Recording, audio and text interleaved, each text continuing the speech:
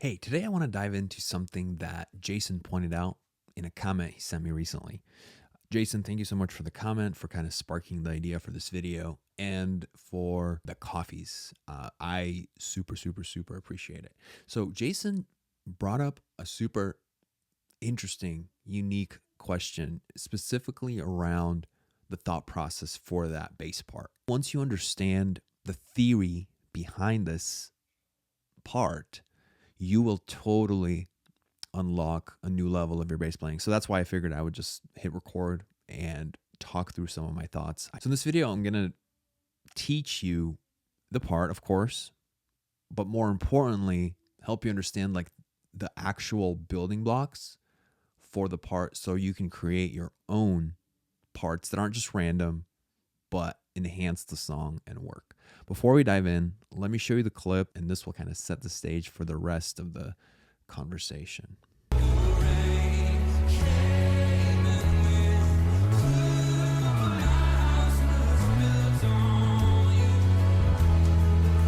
So what exactly is happening there?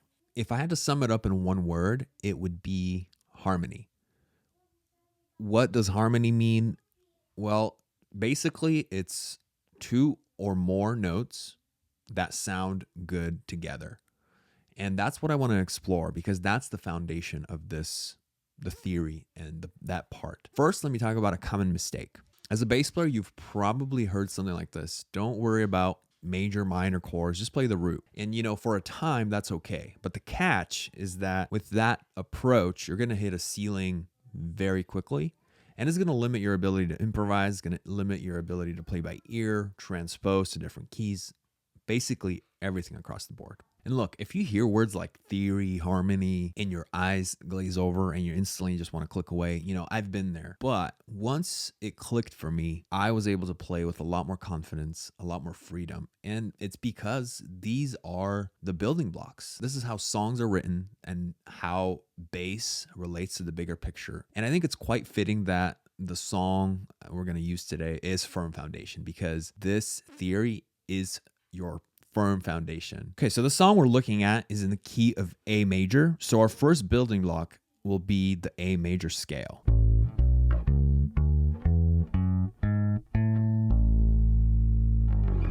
So our scale is A, B, C sharp, D, E, F sharp, and G sharp. You may have also heard of the natural number system. And so all of these notes also translate to a number.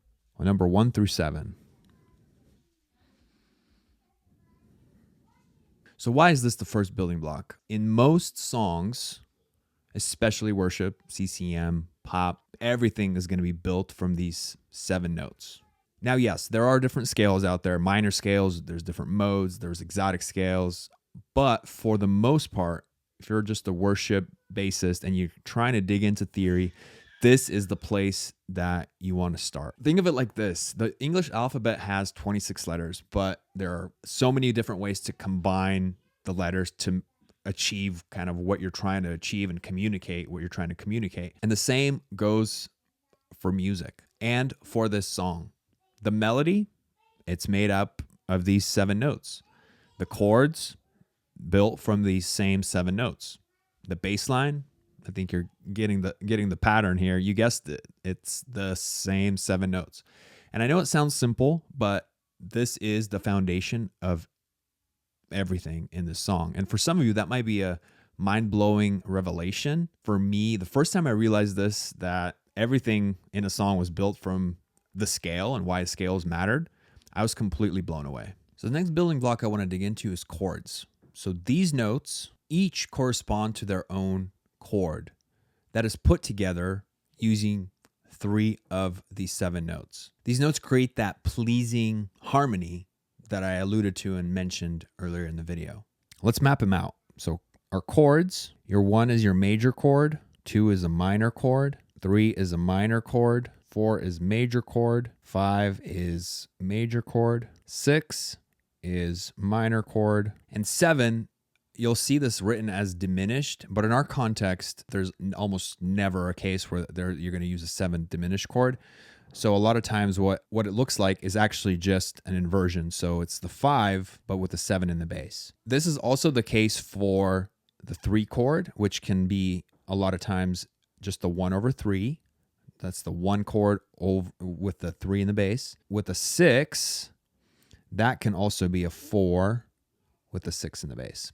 They're not as common. I would say the 4 and the 6 aren't maybe as common. Still worth discussing, worth understanding. So what you have is you have 3 major chords, 3 minor chords, and a few inversions, which are just major chords with a different bass. So if you've ever heard the term arpeggios, well, this is why arpeggios are super important. They are the next building block. Hey, quick pause. If you're finding this helpful, I just want to ask you to consider supporting the channel. The biggest way you can do that is simply by subscribing. I know that about 12% of you that watch regularly every month are subscribed. There's a reason everybody on YouTube says those words, like and subscribe, right? So if you do find this useful, hit that subscribe button and help me make more of this kind of content for you. And hey, if you want to go the extra mile like Jason and buy me a coffee or two, I won't say no to that either.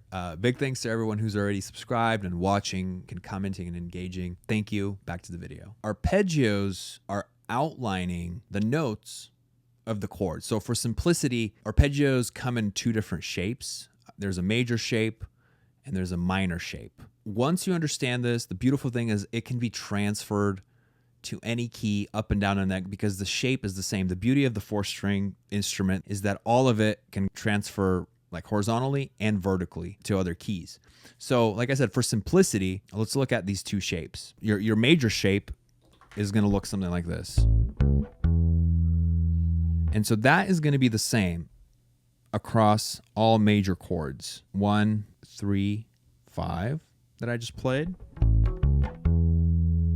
Okay. Your other major shape is going to be your 4, your 6, your 1, your 5.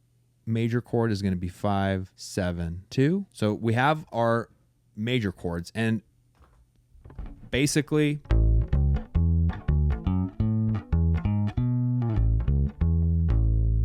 your minor shapes are like this. So if I write those down, 2, 4, 6, 3, 5, 7. Are you noticing any patterns? If your brain works in patterns, this should be sparking a lot of realizations for you. Your 6, 1, 3. And then your 5 and 7, we kind of already know because it is an inversion of our 5 chord. We are doing 7, 2, 5. The other ones I want to just cover real quick is, so these are your arpeggios for the chords. If there are those inversions, which I guess this would be, this is an inversion here. Your inversions are going to be just taking your, we're playing the one major chord, so it's just 3, 5, 1. That's your inversion there. Their inversion on here would be 6, 4, and 1.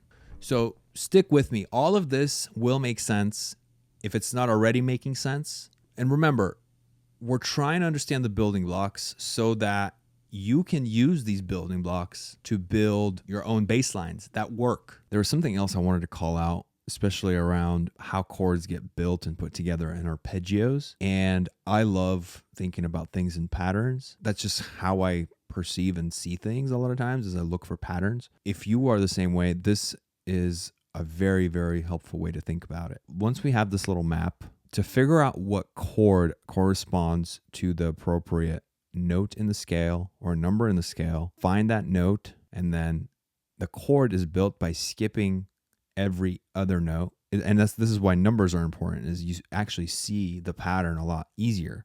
For the 1 chord, 1, 3, 5. So we start on 1, we skip 2, we go to 3, we skip 4, we go to 5. That's our 1 chord. And you can do this for everything. It's just skipping every other note. So if you want to know what the D chord will be, you find the D chord, 4, 6, and then if we get to 7, it just restarts. So it goes to 1. And that's our D major chord. You want to know the F minor chord, that would be your 6, your 1, skipping the 7, skipping the 2, 3. And look how that lines up right here.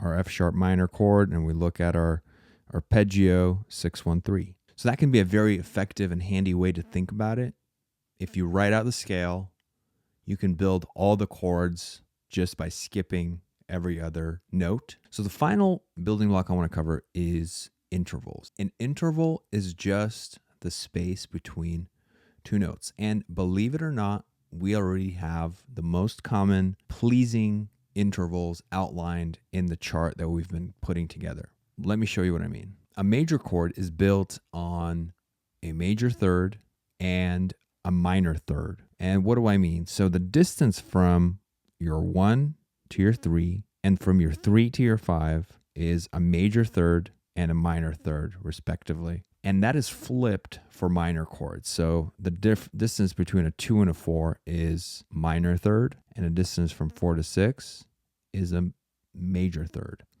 And the distance between the first and third note is a fifth. And those are very, very useful to bass. And I'll probably record another lesson around just how powerful that fifth is in building bass lines. But for now, I just want to point out the fact that all of the intervals are covered here. And so that pattern goes across all the chords. So now that we have our building blocks, let's look at firm foundation specifically. Let's first understand the chords in the bridge. So the chords in the bridge are 4, 5, 1 over 3, 6, minor 5, and that's in one bar. Now let's look at the bass line. And what the bass line is doing there is 4, 6, 5, 3, 3, 2, 1, 6, 5. So let me write that down. 4, 6, 5, 3, 3, and then kind of these passing notes walking down. This is that matches the melody exactly. And then 6, and then 5. And I really want to hone in on the first 2 bars and kind of see like why do those notes work? And the key is it's because of the melody. And I've been leaving melody out of this whole conversation because that's kind of what ties everything together. You need to know all these building blocks, but you also need to factor in the melody. And chords are the platform on which the melody either stands or falls. And the chords that are supporting the melody need to create that pleasing harmony.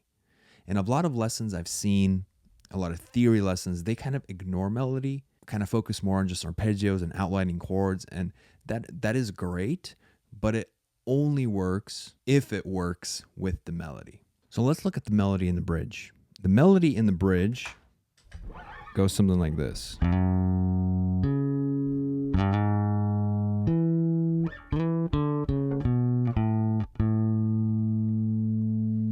And I really want to focus in on those first 2 bars and why I chose the notes that I chose.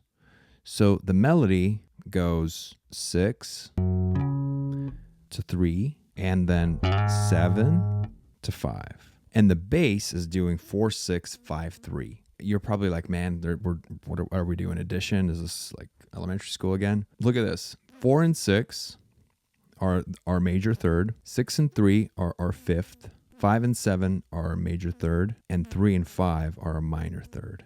Let me play that. So